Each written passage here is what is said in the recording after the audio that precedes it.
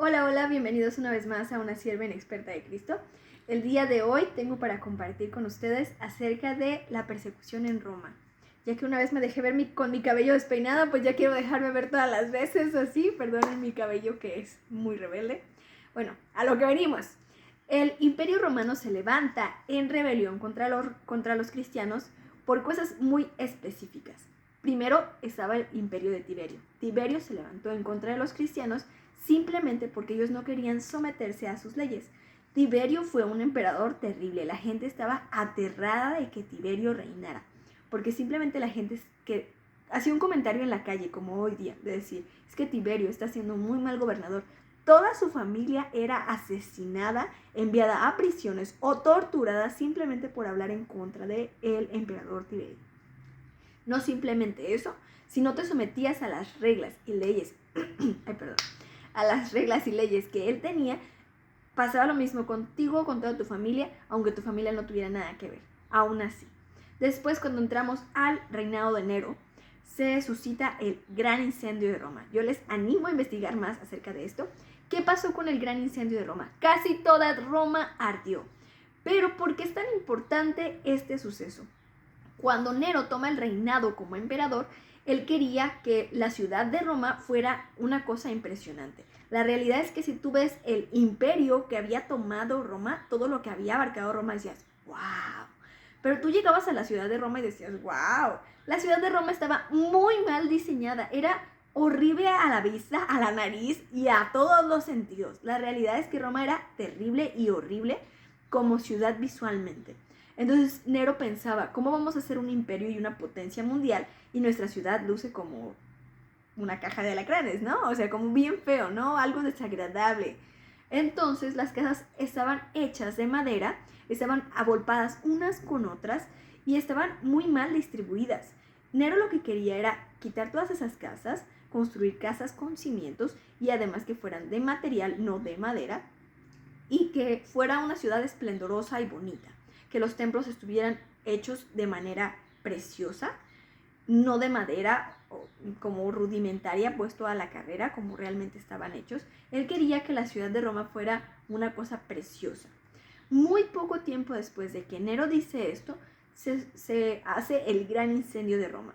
No se sabe quién causó el incendio de Roma. Era obvio que tal vez en algún momento iba a pasar. Las casas estaban muy mal diseñadas, eran unas encima de otras, todas de madera, iluminadas con fuego. A mi parecer era algo que iba a pasar. El punto es de que la gente pierde todo, pierden sus trabajos, muchas personas pierden a sus familias, pierden sus casas, sus pertenencias, los templos paganos son reducidos absolutamente a nada.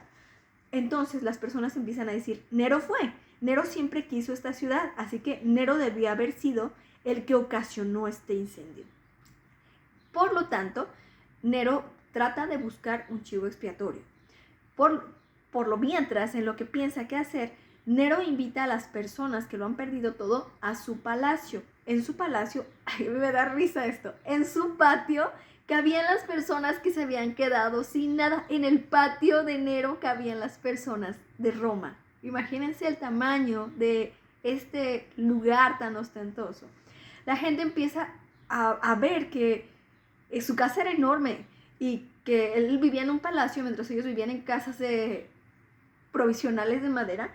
Y adicional a esto, que él siempre quiso una ciudad grande y la gente empieza a decir rumores como que Nero fue el que inició el incendio y que adicional desde su palco, que se alcanzaba a ver toda Roma, de seguro él estaba cantando canciones, componiendo poemas, burlándose acerca del incendio de Roma. Nero, viendo que la gente en lugar de aplacarse simplemente se alzaba en más ira porque tenían sed de venganza y de justicia porque lo habían perdido todo, busca un chivo expiatorio. Y entre este chivo expiatorio encuentra a los cristianos. Los cristianos era una fe o religión nueva para el mundo actual en aquel entonces. Y entre las cosas de los cristianos se les consideraba inmorales, irracionales y personas intolerantes. ¿Por qué? Porque los cristianos aún hoy día no estamos de acuerdo con la fornicación, con el adulterio, con la homosexualidad, con la pedofilia, con el suicidio, con las deudas y muchas otras cosas más. Además, no estamos de acuerdo con la idolatría, cualquier imagen acerca de cualquier tipo de Dios, sobre todo si es un dios pagano que ni siquiera honra al Dios de la creación. Toda esta clase de cosas, los cristianos estamos en oposición. ¿Y de qué manera estamos en oposición? En gritar, ¡no! ¡Muerte al César! Y acaben con Nerón. Y no, la manera de estar en oposición es no participar de ello. Era muy obvio y muy evidente para las personas cuando los cristianos no participaban de estas cosas. Así que Nero empieza a decir, fueron los cristianos. Y se dan cuenta, casi todos los templos, nuestros templos de nuestros dioses, fueron reducidos a nada. Toda la ciudad fue reducida a nada, pero Nero aprovecha de esto para decir, los cristianos no se reúnen en templos. Así que de seguro ellos, en su celo por su Dios, quemaron estos templos y quemaron a nuestros dioses. Y adicional, quemaron la ciudad porque somos una ciudad pagana a los ojos de su Dios. Ellos, adicional a esto, también son caníbales. ¿Por qué se decía que eran caníbales los cristianos? Porque se decía que beben y comen la sangre y el cuerpo de su Dios. Lo cual no es cierto, es un conmemorial. El Señor Jesucristo, cuando instituye la Santa Cena, lo hace en conmemoración. Toma pan sin levadura y toma simple jugo de uva y lo pasa a sus discípulos y dice, hagan esto en memoria de mí, de lo que Él iba a hacer en la cruz, que Él hizo en la cruz después de esa noche. Y después resucitó. Y dice, háganlo en memoria de mí y díganlo a los demás que lo hagan en memoria de mí hasta que yo venga de nuevo. Por lo tanto, se toma la cena del Señor. Pero la gente estaba tan ansiosa, tan enojada y tan frustrada que no iban a escuchar esto de los cristianos. Ellos simplemente querían justicia por lo que les había pasado.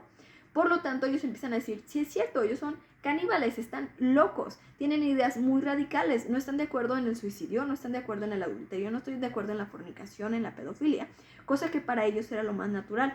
No encienden fuego ni rinden culto a los dioses, ni tampoco al emperador, y no se someten a él cuando hacemos fiestas. ¿Por qué? Porque nosotros como cristianos únicamente rendimos culto a nuestro Dios. No nos hacemos imagen de absolutamente nada. Y no prendemos fuego, incienso o cosas por el estilo a ningún dios, ni a ningún presidente, ni a ningún gobernante, ni a ningún rey. Por lo tanto, Nerón dice, ellos son, si se fijan, ellos están en contra de cómo vivimos la vida en Roma. Y era verdad, sí es cierto. La vida en Roma, vi un documental que me llamó mucho la atención que decía que nunca volverá a haber una inmoralidad sexual como la hubo en Roma.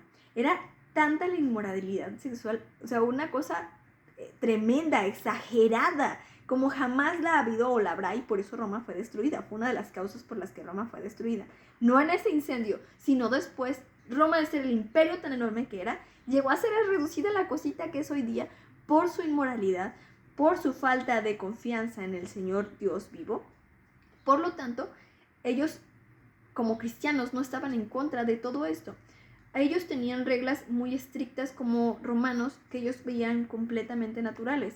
Si tú tenías tu matrimonio, pero te gustaba tu compadre y ibas y tenías relaciones con tu compadre, era la cosa más natural del mundo. Aunque era fornicación y adulterio y homosexualidad, ellos lo veían como lo más normal del mundo. Para ofrecer culto a sus dioses, uno iba con prostitutas y el tener relaciones con esas prostitutas era rendirle culto a tu Dios. Adicional a esto estaban los juegos, mucho antes del Coliseo, pero que de allí partió el Coliseo.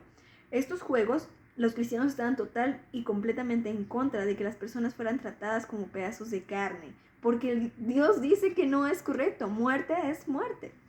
Entonces, por lo tanto, los cristianos sí se oponían en gran manera a las ideas, las reglas y la forma en la que vivían los romanos. Pero vuelvo, no lo hacían levantándose en guerra, haciendo marchas y encuerándose en las calles.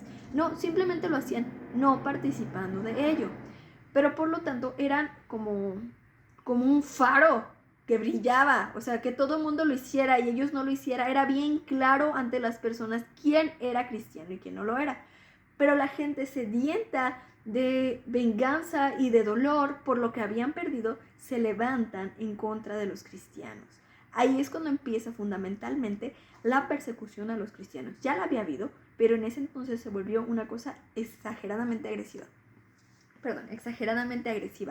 Al punto en el que literalmente por las calles corría sangre cristiana simplemente para satisfacer la sed. ¿Qué pasa con las siguientes generaciones? Las siguientes generaciones empiezan a decir que los cristianos son inmorales, que los cristianos son personas no elocuentes, que son personas no razonables y que son personas que están en contra del Imperio Romano.